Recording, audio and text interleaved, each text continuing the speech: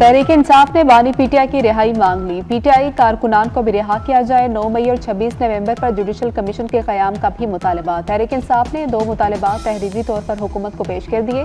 हुकूमत और अपोजिशन के दरमियान मुज़ाकरात का तीसरा दौर। इजलास में उमर अयूब, असद कैसर, अली अमीन गंडापुर, साहिबजादा हामिद रजा, इलामा राजा नासिर अब्बास शरीक हुए। हुकूमत की जानिब से राना सनाउल्लाह, नवीद कमर, राजा परवेज अशरफ, फारूक सत्तार, इरफान सिद्दीकी, एजाजुल हक, खालिद मक्सी मुज़ाकरात में शामिल।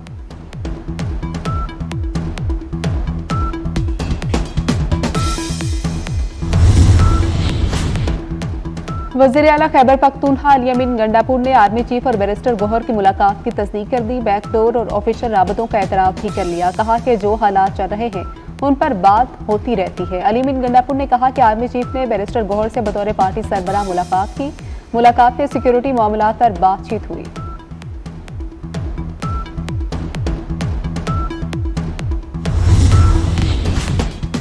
मुल्क की मईशत बेहतरी की जानिब गामजन है। 3 करोड़ रुपए का कर्जा बिला सूद मिलेगा। वज़ीर आला पंजाब मरियम नवाज का लाहौर में तकरीर से खिताब। आसान कारोबार फाइनेंस और आसान कारोबार कार्ड की इफ्तिताही तकरीर। मरियम नवाज ने कहा कि कारोबार के लिए इजाफी सहूलतें देंगे। पीटीआई दौर में मुल्क की तबाही हुई, अब मुल्क दोबारा तरक्की कर रहा है। देखना है क्या मिलिट्री कोर्ट में फेयर ट्रायल के तकाजे पूरे हुए हैं। जस्टिस मोहम्मद अली मजहर फौजी अदालतों में सिविलियंस का ट्रायल कलअदम करार देने के खिलाफ केस में रिमार्क्स। जस्टिस हसन अजहर रिजवी ने कहा कि अदालत ने मिलिट्री ट्रायल वाले केसेस का रिकॉर्ड मांगा था। देखना चाहते हैं ट्रायल में शहादतों पर कैसे फैसला हुआ। वजारत दिफा के वकील ख्वाजा हारिस ने कहा कि अदालत बुनियादी हुकूक के नुक्ता पर सजा का जायजा नहीं ले सकती। अदालत को एक केस का रिकॉर्ड जायजा के लिए दिखा देंगे। सुप्रीम कोर्ट आईनी बेंच ने समाअत कल तक मुलतवी कर दी।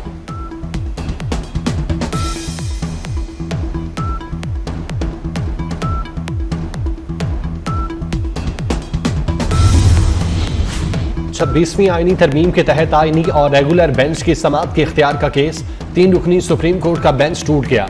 जस्टिस मंसूर अली शाह ने कहा पहले वाला 3 रुकनी बेंच ही पीर को केस सुनेगा। जस्टिस इरफान सादत पहले बेंच में शामिल थे। Justice Aqeel Abbasi Sindh high court में केस का फैसला दे चुके हैं।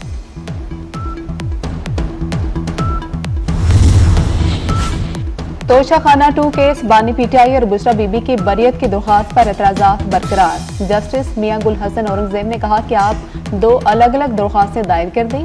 हाई कोर्ट ट्रायल कोर्ट को कह सकती है कि ट्रायल जल्दी ना चलाएं। रजिस्ट्रार ऑफिस के एतराजात तो दूर करना पड़ेंगे। नादरा मोबाइल ऐप लॉन्च करने और 3 नए रीजनल दफातर के क़याम का फैसला। वफाकी वज़ीर दाखिला मोहसिन नकवी ने कहा 3 नए रीजनल सेंटर आज़ाद जम्मू कश्मीर, गवादर और गिलगित बल्तिस्तान में बनेंगे। नए रीजनल दफातर 31 मार्च से काम शुरू करेंगे। दफातर के क़याम से नादरा हुक्काम और शहरियों के दरमियान राब्ते में आसानी होगी। मोहसिन नकवी ने कहा शनाख्ती कार्ड, बे फॉर्म, FRC समेत तमाम खिदमत मोबाइल ऐप पर दस्तियाब।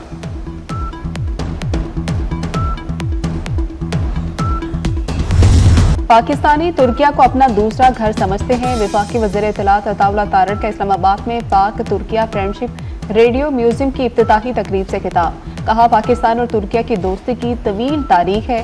पाक तुर्क तामुन दीगर शोबों में बढ़ाने की जरूरत है। म्यूजियम का मकसद आइंदा नस्लों को पाक तुर्क दोस्ती से आगाह करना है।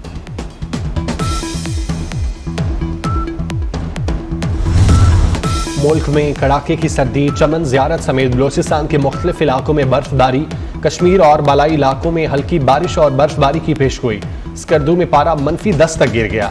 स्कर्दू का पारा, अस्तोर का पारा -7, गिलगित और हुंजा का पारा -5 रिकॉर्ड। लेह का दर्जा हरारत -12 तक आ गया।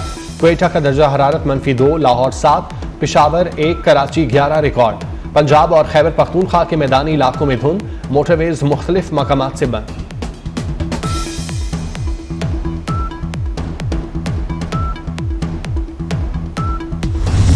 महंगाई के मारे अवाम को एक और झटका। पेट्रोलियम मसनूआत की कीमतों में फिर इजाफा कर दिया गया। पेट्रोल 3 रुपए 47 पैसे महंगा।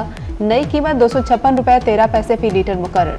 हाई स्पीड डीजल 2 रुपए 61 पैसे इजाफे से 260 रुपए 95 पैसे लीटर हो गया। नई कीमतों का इत्तलाक हो गया।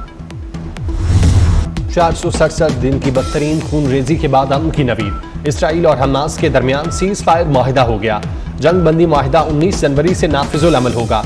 कतरी वज़ीर आज़म शेख मोहम्मद बिन अब्दुर्रहमान बिन जासिम अस्सानी के मुताबिक फायर बंदी और कैदियों के तबादले का माहिदा हुआ। इसराइल हर यरगमाली के बदले 30 फलस्तीनी रिहा करेगा। हर खातून फौजी कैदी के बदले 50 फलस्तीनी कैदी रिहा होंगे। गजा से इसराइली फौज की वापसी मरहलावार होगी।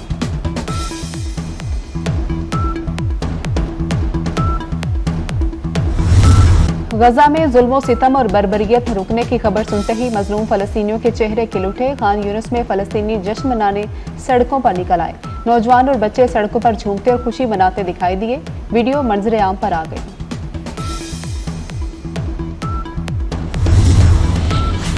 अक़वाम मुत्तहिदा का गजा जंगबंदी का खैर मकदम। सेक्रेटरी जनरल एंटोनियो गुतेरेस ने जंगबंदी माहिदे को खुशाइन करार दिया। कहा, इसराइल 2000 फलस्तीनी कैदियों को रिहा करेगा। उम्र कैद के 250 कैदी भी शामिल होंगे। गजा जंगबंदी माहिदे पर अमल दरामद 3 मराहिल में होगा। पहले मरहले में इसराइली फौज गजा की सरहद के अंदर 700 मीटर तक खुद को महदूद कर लेगी। माहिदे से फलस्तीनियों के लिए इमदाद की राह में हायल रुकावटें दूर होंगी। सैकड़ों इमदादी ट्रक गजा में दाखिल हो गए। गजा में इमदादी सामान की तरसील शुरू।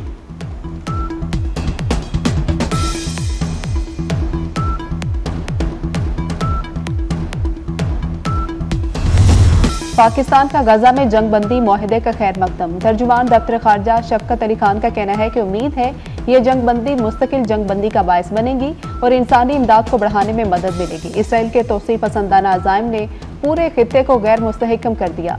पाकिस्तान मसला फ़लस्तीन के मुनसिफाना, जामे और पायदार हल के लिए अपनी हिमायत का इयादा करता है।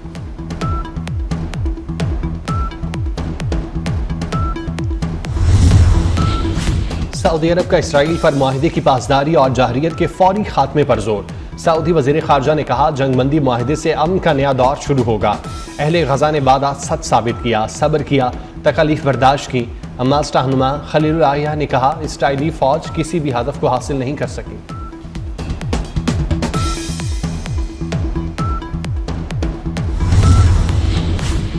जंगबंदी मुआहदे के बावजूद गजा पर इसराइल की दहशतगर्दी न रुकी। गजा पर हमले में 30 फलस्तीनी शहीद हो गए। गजा में शहादतें 40,707 हो गई। इसराइली वज़ीर आज़म नेतन्याहू का अमरीकी सदर जो बाइडन और डोनाल्ड ट्रंप से टेलीफोनिक राबता। यरगमालियों की रिहाई के लिए डील में मदद पर शुक्रिया अदा किया। नेतन्याहू और ट्रंप में जल्द मुलाकात पर इत्तेफाक।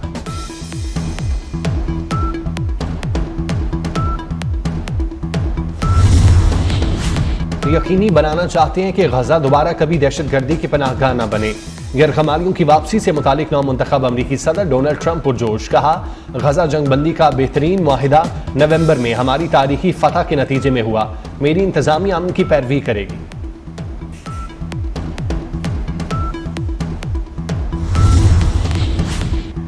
हमास और इसराइल के दरमियान जंगबंदी मुआहिदा गजा में लड़ाई को रोक देगा। अमरीकी सदर जो बाइडन का कौम से अलविदाई खिताब। गजा जंगबंदी मुआहिदे को अमरीका की मुसलसल और अनथिक सिफारतकारी का नतीजा करार दिया। कहा कि फलस्तीनियों को जरूरी इंसानी इमदाद फ्राहम की जाएगी।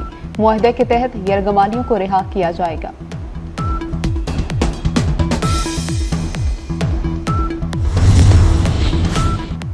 मुंबई में भारतीय अदाकार सैफ अली खान अपने ही घर में डकैती मुजाहमत पर शदीद जख्मी, अस्पताल मुंतकिल।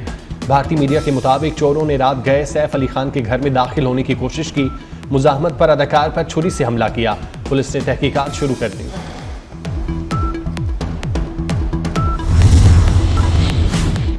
टोबा टेक्सिंग में ख्वाजा सिरा की फर्जी शादी की तकरीब। तमाम रसूमात अदा की गई। मुकामी नौजवान फर्जी दुल्हा बनकर ख्वाजा सिरा से शादी करने आया। दूध पिलाई की रस्म के दौरान दुल्हन ख्वाजा सिराओं के साथियों ने दुल्हा से भारी रकम भी वसूल की। फर्जी शादी में मौसीकी का तड़का। लड़के वालों ने नोटों की बरसात कर दी। ख्वाजा सिराओं ने साथी दुल्हन को रुखसत किया।